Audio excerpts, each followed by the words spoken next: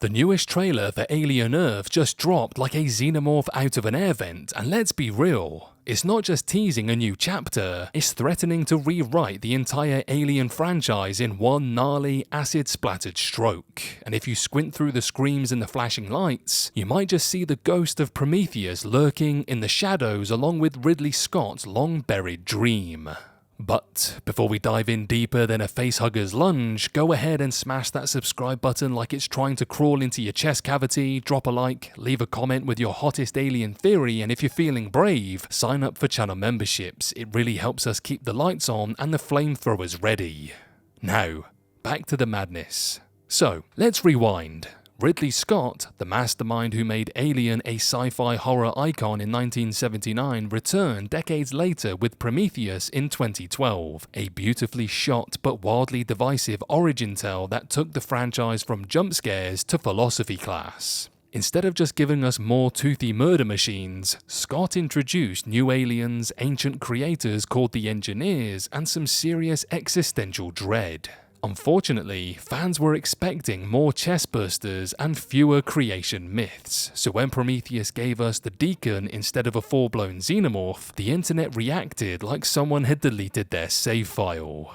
And so Scott's prequel dream got squashed like a bug in an airlock. Alien Covenant tried to course correct with a more traditional Xeno-heavy plot, but the damage had been done. The trilogy he envisioned never made it to the finish line, but now, over a decade later, Alien Earth might be pulling a Lazarus, reviving Ridley's original vision with something bold. Not one, but 5 alien species showing up on Earth ready to turn our little blue marble into a horror show. The trailer teases some truly nasty newcomers, including an octopus-faced creature that brainjacks its victims by shoving tendrils through their eye sockets. Ooh, nice.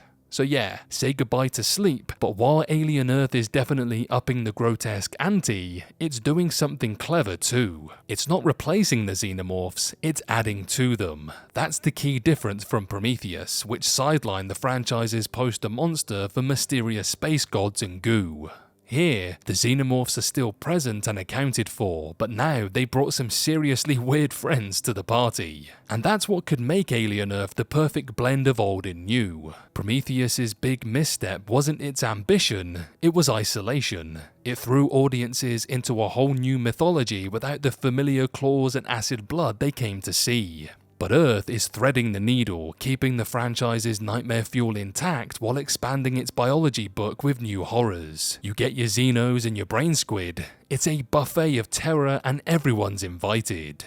Now, let's get speculative for a second. What if these 5 new life forms aren't just random monstrosities? What if they're connected to the black goo from Prometheus?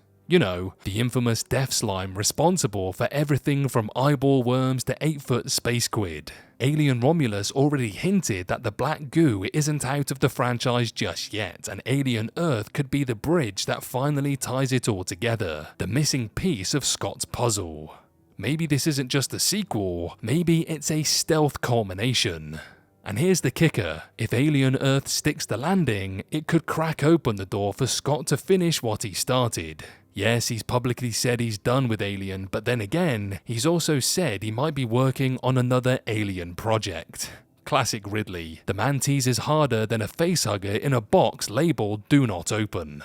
If Earth succeeds, don't be surprised if he swoops back in like a cinematic space Jesus to finally deliver the long-lost third act of the prequel trilogy. And who wouldn't want to see Fassbender's David monologuing about creation while sewing monsters together in a cosmic horror lab?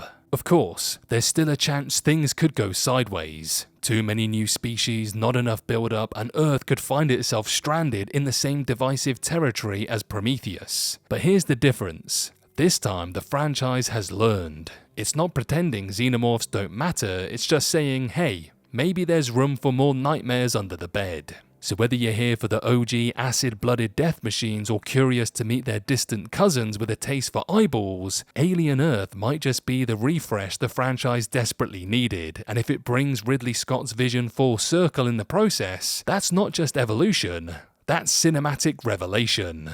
So brace yourselves, the xenomorphs are back, but they're not alone.